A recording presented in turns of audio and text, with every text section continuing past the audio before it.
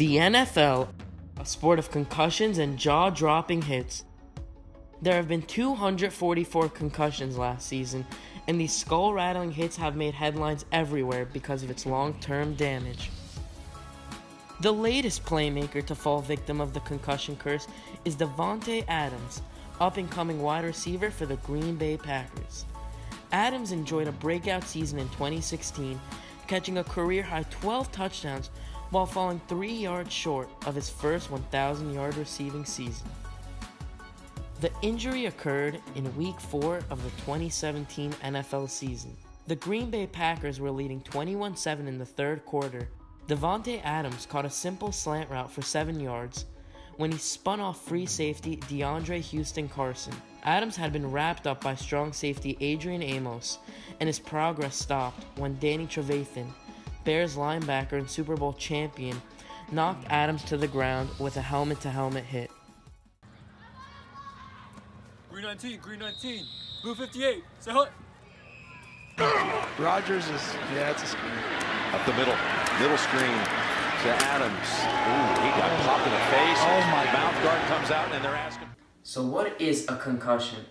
A concussion, or traumatic brain injury, is caused by a hit or blow to the head or body that results in the shaking of the brain rapidly in the skull. Concussions lead to a great deal of chemical damage, as brain cells are both damaged and stretched as a result of concussions. Therefore, there are many long-term effects that happen due to concussions, in addition to the short-term injuries that happen on a weekly basis. These long-term effects include memory loss, decreased focus, as well as a greater difficulty learning. Finally, CTE is the worst-case scenario for concussions, or chronic traumatic encephalopathy. CTE has been shown to lead to a decrease in brain function, and in both Junior Seau and Aaron Hernandez, scientists have determined that CTE played a major role in their suicide. Adams' hit was brutal, and this was clear throughout the video. However, let's look at some numbers to show how bad this hit really was. Adams, on average, experienced approximately 100 Gs of force, and the velocity of both heads combined was a stunning 20 miles per hour.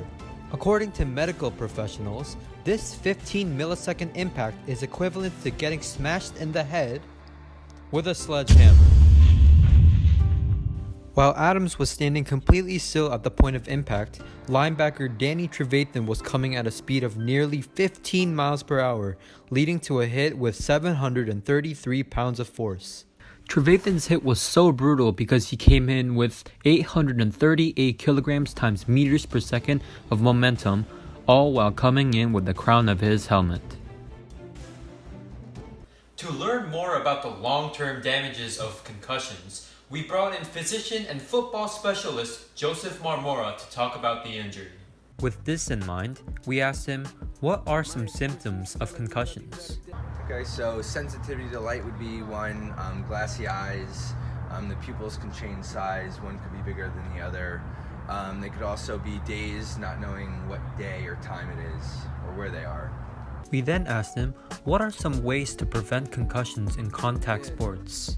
For football, which in my opinion would be to have a more padded helmet, which you see now in practice squads where they have padding around the outside of the helmet, not just so much inside it, but outside of it, and potentially taking a face mask off the helmet to prevent someone from driving through with their head because they're afraid of, hitting their face into whatever they're driving into.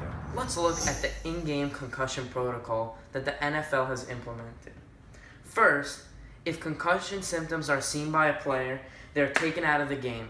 A doctor or team physician will re-watch the play and determine if they believe the player has a concussion. If this initial test or viewing by the doctor is passed, the player is allowed to remain in the game and will be monitored by the team doctors. However, if they fail the test, they must go to the locker room for further testing. When a player is diagnosed with a concussion, they must go through the steps throughout the week to be eligible to return to action. This starts with light exercise that they must begin with. However, As they start healing and the symptoms start going away, they're allowed to start building up their workout regimen and are slowly allowed to participate more in the team practices. Finally, when all symptoms disappear and they pass their concussion tests, they're allowed to fully practice with the team, and then they're allowed to return to game action.